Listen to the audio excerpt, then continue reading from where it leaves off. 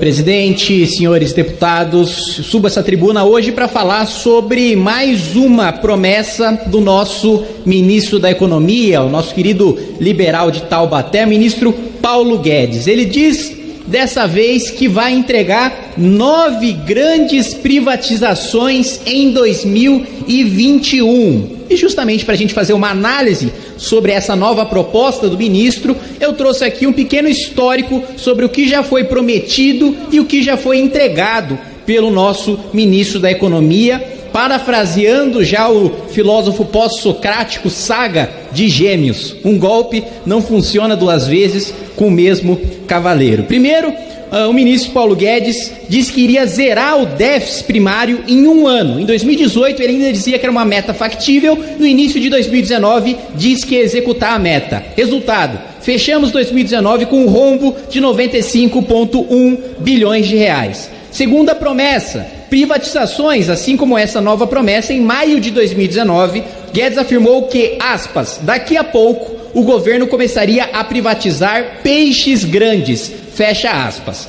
Em agosto, o governo divulgou uma lista com 17 estatais a serem vendidas ainda em 2019. Qual foi o resultado? Em 2019, o governo não só não privatizou nenhuma das 17 empresas, como criou uma empresa estatal, a Nave Brasil. Ou seja, o governo Bolsonaro, sob a batuta do ministro Paulo Guedes, criou mais estatais do que o segundo mandato do governo Dilma, que não criou nenhuma. O governo Bolsonaro, até agora, nenhuma privatização e uma estatal criada. Mais uma promessa de privatização. Vamos lembrar que em 6 de julho deste ano, Paulo Guedes disse o seguinte, aspas, nós vamos fazer 4 grandes privatizações nos próximos 30, 60, 90 dias. Resultado, outubro passou, novembro passou, a gente já está em dezembro e absolutamente nenhuma privatização foi sequer apresentada, quanto mais articulada dentro do Congresso Nacional por parte do governo ou de Paulo Guedes. Outra promessa, 1 trilhão de reais em imóveis, aspas, o nosso ministro disse. Ou seja, temos uma dívida de 4 trilhões e quase 2 trilhões em ativos. Se acelerarmos as privatizações e a venda de imóveis, também podemos reduzir a dívida. Resultado, absolutamente nenhum imóvel desses 1,3 trilhão em ativos imobiliários privatizados. Outra promessa, reforma tributária. Em novembro de 2019, Paulo Guedes disse que enviaria a reforma em 1 ou 2 semanas. Resultado, a primeira parte da reforma só foi entregue em 21 de julho deste ano. O governo atrasou a reforma tributária em 1 ano e não mandou até agora, só mandou 1/3 da reforma e ainda disse que vai mandar CPMF, taxação de PIX e taxação de livros. Que liberal é esse que promove novos impostos no momento de crise? Mais do que isso, reforma administrativa.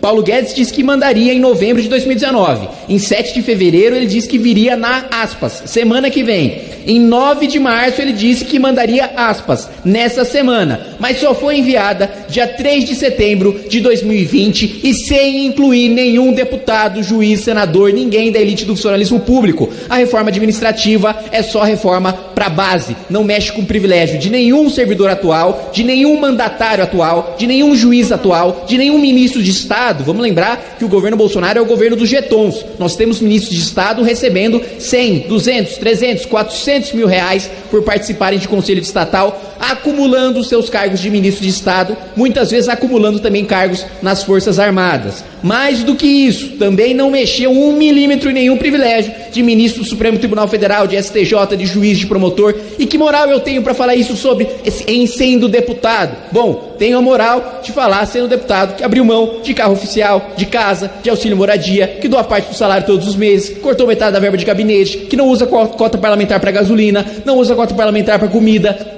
não usa cota parlamentar para divulgação do mandato, enfim, de absolutamente nada, e justamente por isso exigiria do governo a postura de combate a privilégios que foi prometida, porém não foi entregue pelo ministro Paulo Guedes. E para finalizar, senhor presidente, nós tivemos a promessa, do ministro Paulo Guedes de que, aspas, isso já no meio da pandemia, em março, com 3, 4 ou 5 bilhões a gente aniquila o coronavírus. Este parlamento já aprovou 600 bilhões de reais para o governo combater a pandemia e o governo fez a pior gestão possível. Nós nem salvamos a economia e nem salvamos vidas. Em vez de a gente promover inicialmente um lockdown de 14 dias para conter superlotação de hospitais, para a gente aprender mais sobre o vírus e diminuir a taxa de letalidade e então retomar as atividades econômicas com máscara, com álcool em gel, com distanciamento social, com as regras com as quais nós estamos vivendo agora, nós não fizemos nem o lockdown, nem o distanciamento e nem preservamos a economia. Ficamos com o pior dos dois mundos graças à gestão desastrosa,